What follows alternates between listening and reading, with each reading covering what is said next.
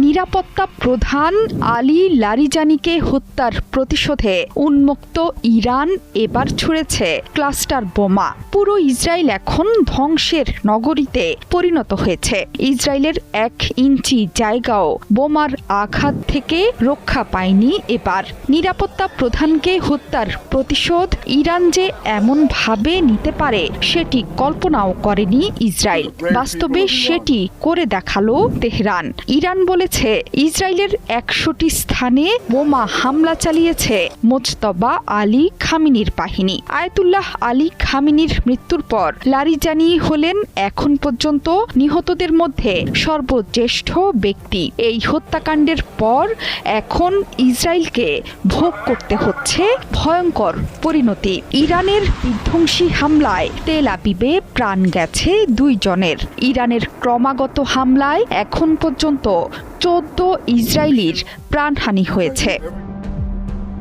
মঙ্গলবার রাতে ক্লাস্টার বোমার আঘাতে কেঁপে ওঠে জনবহুল এলাকা তেল আবিব। শহরের অন্তত 100টি লক্ষ্যবস্তুতে হামলা চালিয়েছে তেহরান। ইসরায়েল বলছে ইরান বারবার ক্লাস্টার ওয়ারহেড ব্যবহার করছে।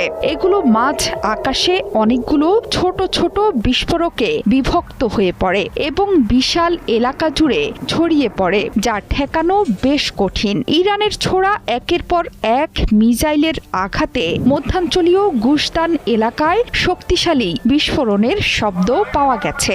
ধীরে ধীরে সকালে ফুটে ওঠে ধ্বংসের চিত্র।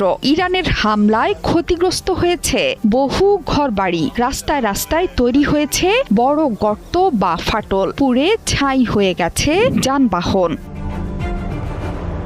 হামলা প্রসঙ্গে এক বিবৃতিতে আইআরজিসি বলেছে লারিজানিকে হত্যার প্রতিশোধে অপারেশন ট্রু প্রমিস 4 এর 61তম ধাপে তেল আবিবের 100টি লক্ষ্যবস্তুতে আঘাত হেনেছে তেহরান। এই হামলায় মাল্টি ওয়ারহেড খুররাম শহর 4 এবং কাদর মিসাইলের পাশাপাশি বিদ্যুৎ গতির এই হামলার সময়ে খুররাম শহর 4 এবং খাইবার শেখান মিসাইলগুলো কোনো বাধা ছাড়াই অধিকৃত অঞ্চলের কেন্দ্রস্থলে 100টির বেশি সামরিক এবং নিরাপত্তা লক্ষ্যবস্তুতে আঘাত হেনেছে। আইআরজিসি জানায় এতে স্পষ্ট জায়নবাদী শাসনের বহুস্তরীয় এবং উন্নত বিমান প্রতিরক্ষা ব্যবস্থা ভেঙে পড়েছে। এই হামলার পরপরই তেল আবিবের একাংশ ব্ল্যাক আউট হয়ে গেছে। এতে উদ্ধার তৎপরতা চালাতে গিয়ে কঠিন বাধার মুখে পড়েছে তেল আবিবের উদ্ধার কর্মীরা।